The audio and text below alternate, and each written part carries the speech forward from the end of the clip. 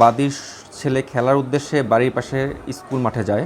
পরবর্তীতে 1 তারিখ বিকাল অনুমান 3:30 ঘটিকার সময় 1 নং আসামি মোহাম্মদ মোতাহার মিয়া সুকৌশলে বাদীর ছেলেকে ঘোড়াঘাট থানাধীন ঘোড়াঘাট পৌরসভার অন্তর্গত 3 নং ওয়ার্ডের পলিতলা গোলচত্বরের পশ্চিম পার্শ্বে আসামির বসতবাড়ির তার পূর্বদুয়ারি ঘরে নিয়ে গিয়ে বাদীর ছেলে ও তার কিশোর বন্ধুকে বিভিন্ন ধরনের লোভ লালসা দেখাইয়া বাদীর ছেলে ও তার বন্ধুদেরকে বাধ্য করে 2 নং আসামি মোহাম্মদ মেজমা মিয়ার সহায়তায় 1 নং আসামি মোহাম্মদ মোতাহার মিয়া সমকামী তথা পর্নোগ্রাফি ভিডিও বানায় এবং বাদীর ছেলে ও বাদীর পরিবারের সম্মানহানি করে।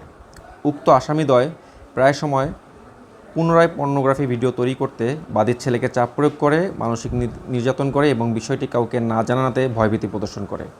1 নং ও 2 নং আসামিদ্বয় সমকামী পর্নোগ্রাফি ভিডিও ধারণ ও আসামিদের ব্যবহৃত মোবাইল ফোনে ধারণ ও সংরক্ষণ করিয়া উক্ত পর্নোগ্রাফি ভিডিও জনসাধারণের মাঝে ছড়িয়ে দেওয়া সহ গণ উপদ্রব সৃষ্টি করিয়াছে মর্মে বাদী থানায় এজাহার দায়ের করে।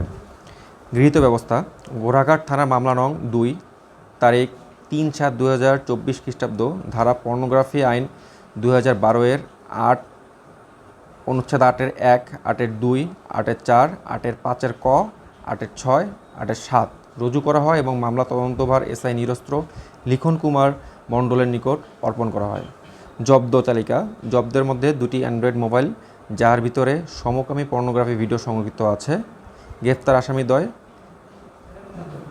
1 মোহাম্মদ মোতাহার মিয়া 36, পিতা মৃত আব্দুল মান্নান, সাং চৌখন্ডি কালীতলা।